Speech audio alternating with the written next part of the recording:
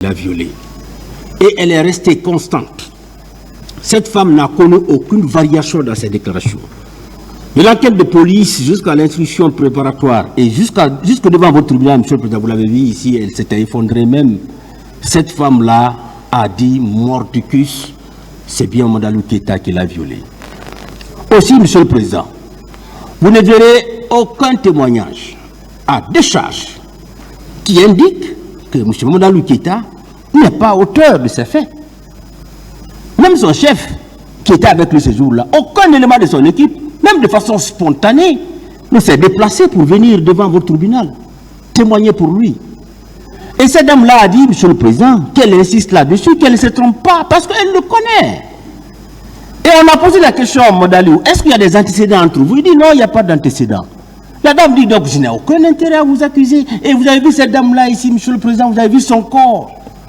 Vous avez compris effectivement qu'elle a été victime de viol. Et la personne qu'elle indexe, monsieur le président, c'est bien monsieur Madalou Keïta, même s'il cherche aujourd'hui à se défendre. Ce qui est évident, nous on a la conviction que c'est bien lui qui est auteur de ces faits. Monsieur C.C. Raphaël, il dit qu'il n'était pas là, il était à la clinique. C'est vrai. Parce qu'on a écrit à la clinique nous a répondu. Mais ce qu'il faut dire par rapport à lui, c'est que M. C.C. Raphaël était le commandant du salon de Toumba. 1. 2. Quand vous lisez l'interrogatoire de C.C. Raphaël, il vous dit qu'il était à la tête de 150 éléments. C'est dans son procès verbal. Ce que nous disons, ce n'est pas inventé. Il était à la tête de 150 éléments. Et il n'a repris normalement le service que le 8 octobre. Comment se fait-il, monsieur le président? Des faits aussi odieux, des faits aussi graves se commettent au stade. Vous qui commandez 150 éléments, comment se fait-il que vous vous couchiez à la maison alors que tout le monde est préoccupé par ce qui est arrivé, monsieur le président? Mieux, par rapport à C.C. Raphaël, il était dans le système. Il était dans le système. C.C. Raphaël n'a pas pu dire devant la commission d'enquête internationale le nom d'un seul élément. D'abord de son service, mais ensuite ceux-là qui ont été au stade, parce que ce qui est évident, monsieur le président, il y a ce qu'on appelle une omerta. Ces gens-là ont cherché à cacher ces crimes-là, à camoufler, à ne pas nous dire la vérité, monsieur le président. Ils sont au courant de beaucoup de choses. Il fallait donner l'information utile pour permettre à votre tribunal d'en délibérer. Ça fait bien, je crois. Surtout les accusés. J'ai parlé de tout le monde. Donc, c'est ça, monsieur le président. C'est ce qu'on voulait vous dire par rapport à l'imputabilité. Nous allons tout à l'heure laisser la parole à notre éminent procureur qui va vous dire,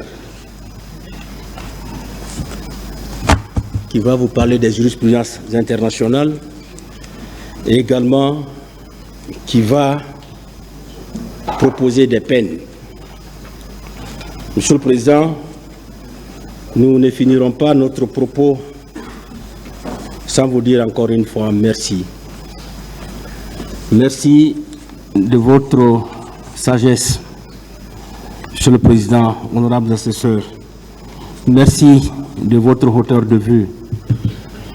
Vous avez montré au peuple, Monsieur le Président, que vous êtes tous les trois de grands magistrats et que ce n'est pas par erreur qu'on vous a choisi. On savait que vous aviez la capacité qu'il faut pour mener à bien ces débats. Vous allez tout à l'heure, ou peut-être après toutes les réquisitions, les plaidoiries, Monsieur le Président, vous allez vous retirer pour décider. Et avant que je ne laisse la parole, je vais vous laisser réfléchir, Monsieur le Président, sur cette citation de Montesquieu, une citation qu'on est allé chercher dans son célèbre ouvrage « Esprit des lois ». Il dit ceci: « Les juges ne sont que la bouche qui prononce la parole de la loi. Des êtres inanimés qui ne peuvent en modérer ni la force ni la vigueur. » Monsieur le Président, honorables assesseurs, le peuple vous regarde. Le peuple compte sur vous. Au soir de votre décision, vous serez jugés par ce peuple-là. Notre souhait le plus ardent, nous qui sommes ici, Monsieur le Président, honorables assesseurs, notre souhait est que ce peuple, ce jour-là, lorsqu'il doit vous juger, qu'il dise: voici les dignes fils de notre pays, les grands magistrats de notre pays, qui ont relevé un défi, le défi africain de la justice internationale, qui ont osé dire le droit, qui ont montré à la face du monde qu'en Guinée, il y a une justice. Monsieur le Président, vous avez vendu positivement l'image de notre pays. Et quand vous allez vous retirer, je souhaiterais que vous pensiez à une femme dont le cas n'a pas été évoqué ici, mais vous permettrez que je parle un peu d'elle. C'est une femme que je vais nommer Oka. Elle a été victime de viol. Cette femme, Monsieur le Président,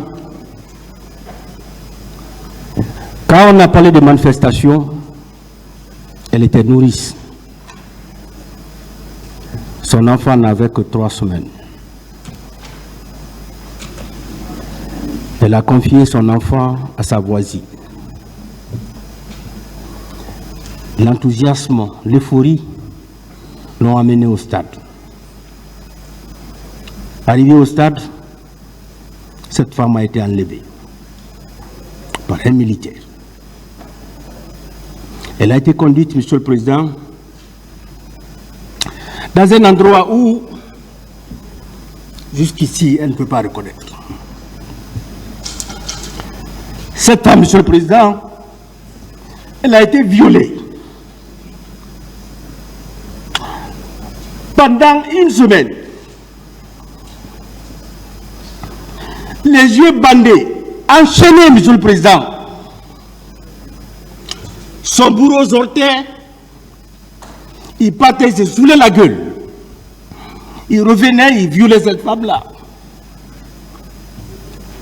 Cette femme aujourd'hui, Monsieur le Président, il l'a retenue pendant une semaine.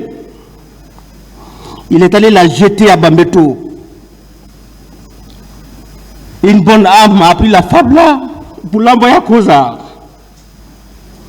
Elle a été atteinte de sida. Son mari l'a renvoyée. Ses parents l'ont renvoyée.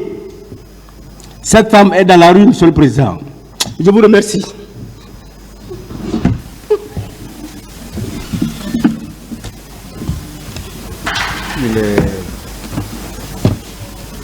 Est-ce que vous souhaitez continuer ou vous voulez revenir après la pause?